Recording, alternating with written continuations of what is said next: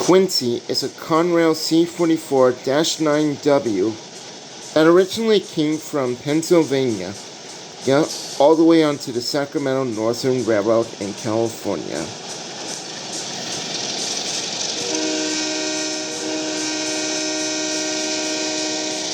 He helps out with the freight trains that are needed across the western part of the United States.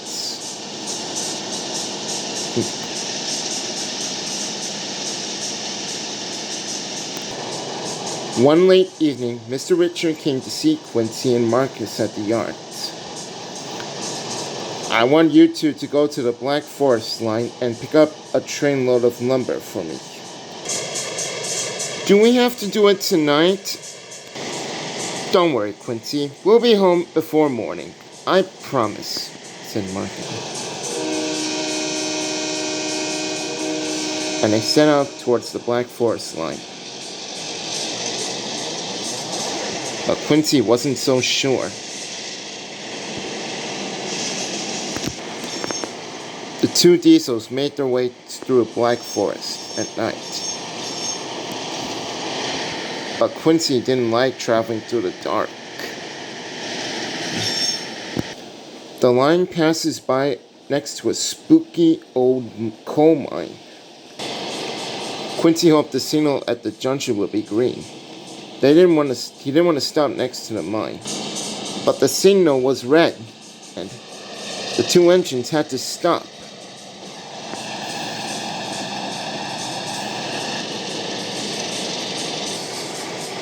Suddenly, Quincy heard a strange sound.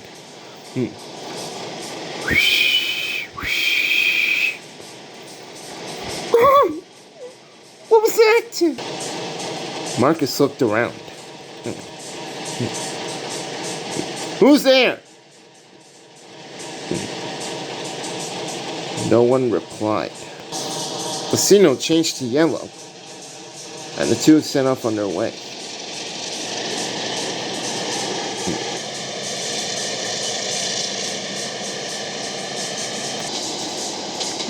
"How much further, Marcus?" "Just a few more miles, Quincy. When we get our cars, we can go back." At last, they reached the lumber mill. And they started their journey back home.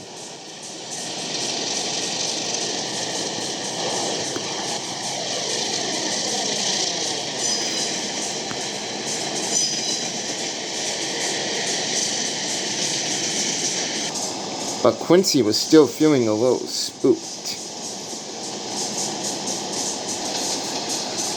"I hope nothing was in that old coal mine." "Maybe it was just the wind playing a trick on us," said Marcus nervously. The next day, they told Geo and Blake about the strange sound they had heard near the old mine.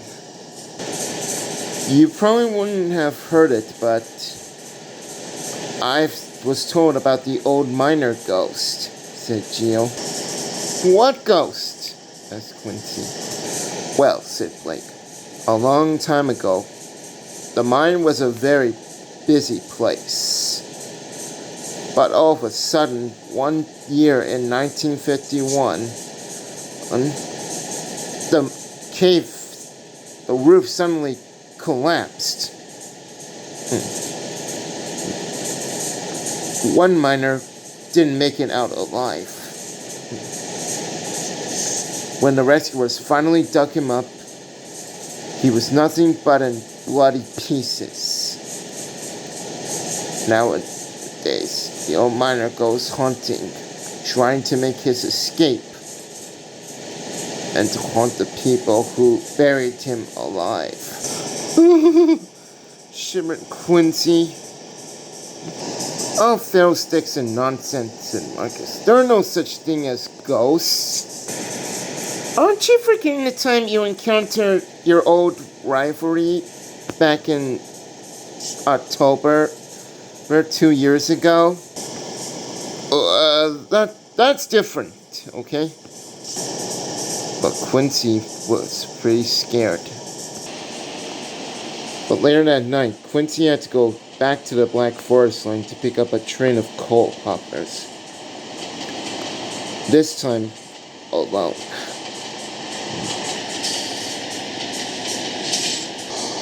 Quincy cautiously made his way through the dark.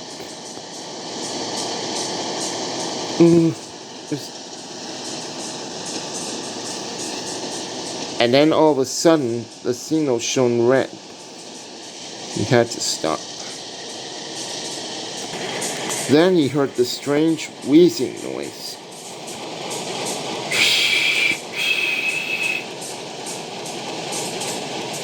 Okay, this isn't funny. Where are you? He said.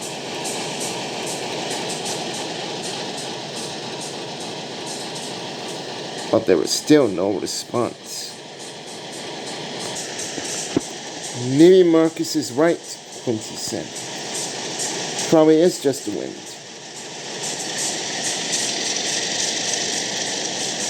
And then he went up to the mine.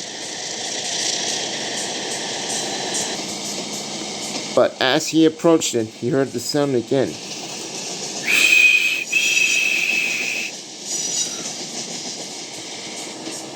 But Quincy didn't stop. He rolled up into the siding and clambered up to the coal hoppers.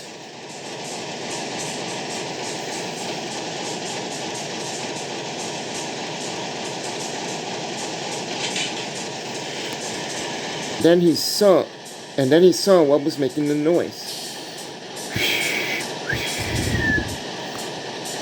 Oh, it's just a broken window.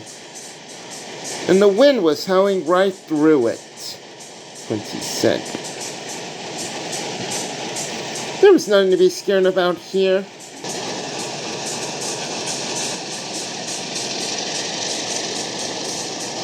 The line was soon clear all the way back to Sacramento, and Quincy set off for home.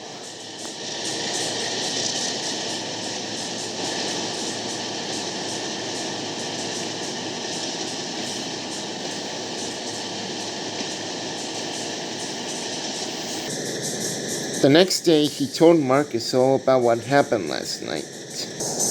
It wasn't really a ghost, Marcus. It was just the old wind howling through a broken window at the mine. Wow, Quincy, you must have been really brave without me there. Well, I'm gonna have to say it was quite a spooky adventure. And the two diesels laughed.